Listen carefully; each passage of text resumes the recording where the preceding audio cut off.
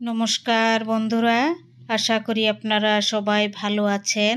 আজকে আমি আপনাদেরকে নিরামিষ বেগুন দিয়ে পোস্ত দিয়ে চচ্চড়ি বানিয়ে দেখাবো। তো চলুন দেখে নেবেন আমি বেগুন দিয়ে পোস্ত দিয়ে কিভাবে আমি বানাই। প্রথমে বেগুনগুলো কেটে হলুদ আর লবণ দিয়ে মেখে রেখে দিয়েছিলাম। দেখুন, এটি এখন আমি ভেজে নিচ্ছি 2 চামচ সাদা তেলের মধ্যে।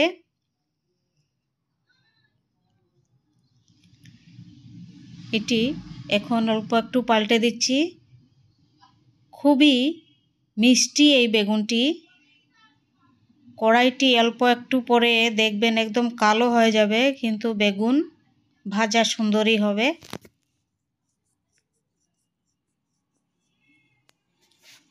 বেগুনটা খুব বেশি ভাজবো না, কিন্তু কড়াই অবস্থা খুব খারাপ হবে, কারণ প্রচণ্ড মিষ্টি এই বেগুনটি।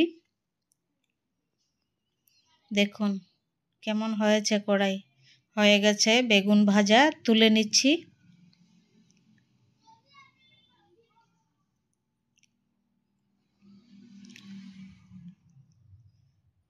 এখন এই বেগুন ভাজা তেলের মধ্যেই আমি দিয়ে দিচ্ছি অল্প একটু কালো জিরা ফোড়ন। অল্প একটু ভেজে নিচ্ছি ফোড়নগুলো।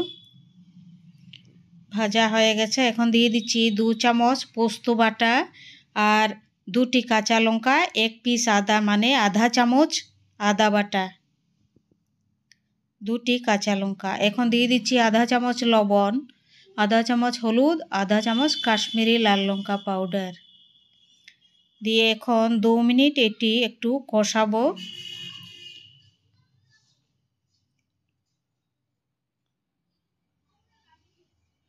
দু মিনিট কষানো এখন হয়ে গেছে, দিয়ে দিচ্ছি ভেজে রাখা বেগুন।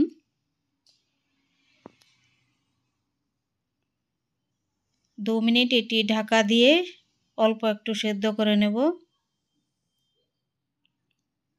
হয়ে গেছে বেগুন পোস্ত দিয়ে বেগুন চচ্চড়ি।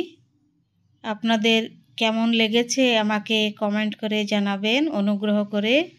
আর যদি ভালো লাগে রেসিপিগুলো সাবস্ক্রাইব করবেন, লাইক করবেন, শেয়ার করবেন। খুবই উপকৃত হব আমি, আপনাদের কাছে খুব চিরকৃতজ্ঞ থাকব। আর এরকম শীতের সময় এরকম বেগুন চচ্চড়ি খেয়ে দেখবেন, অসাধারণ সুস্বাদু। পোস্ত বাটা দিয়ে নিরামিষ বেগুন পোস্ত বাটা দিয়ে খুব দারুণ লাগবে খেতে। এরকম আপনারা বানিয়ে অবশ্যই খাবেন। দুপুরবেলা গরম গরম ভাতের সাথে অসাধারণ।